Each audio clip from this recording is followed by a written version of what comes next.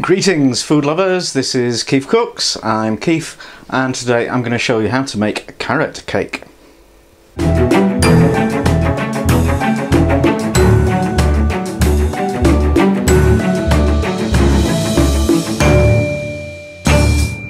Now when I first came across carrot cake, I don't know when it was, I thought it was a bit of an odd idea because I always thought of carrot as being a savoury vegetable. Actually it isn't. It turns out it is the second sweetest thing after sugar beet on the planet, and so it's great in a cake and it's easy to do. Let's do it. Okay, ingredients for the batter for the cake. I've got 230 grams of brown sugar, I've got 150 ml of sunflower oil, I've got 260 grams of carrots, that's about 2.5 carrots, I've got 3 eggs, I've got 1.5 teaspoons of ground cinnamon, half a teaspoon of ground ginger and half a teaspoon of ground nutmeg. And I've also got 2 teaspoons of baking powder. The reason for that is I don't have self-raising flour. This is 230 grams of plain all-purpose flour, and so we add 1 teaspoon of baking powder to that to turn it into self-raising, basically, more or less, and another one for the pot, so that's 2 teaspoons of baking powder. So first thing to do is set your oven to preheat to 180 degrees Celsius, and then top and tail and peel the carrots, and then we grate them.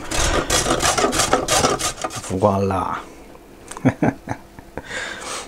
Now we mix all the dry ingredients into the flour, so that's the spices and the baking powder and the sugar.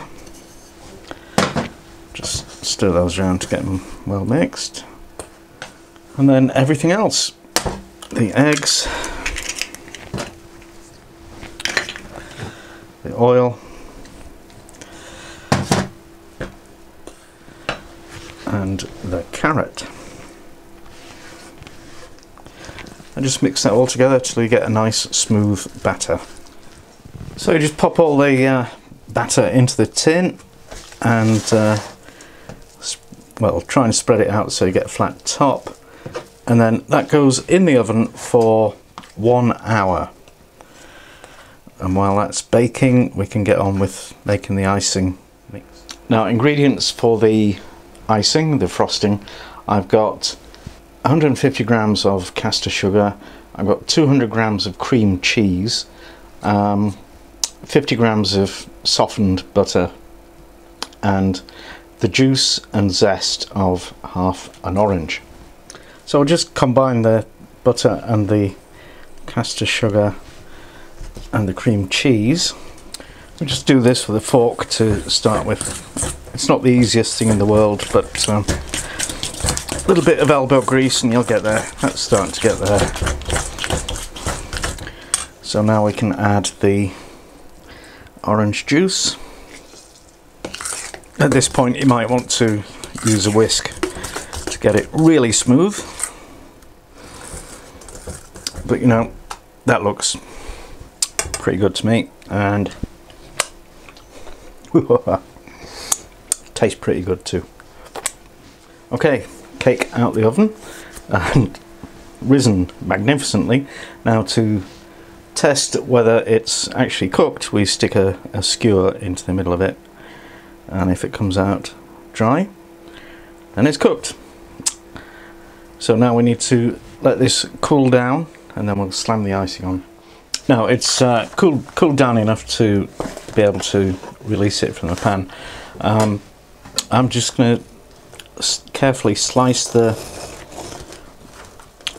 top off so we get a flat top.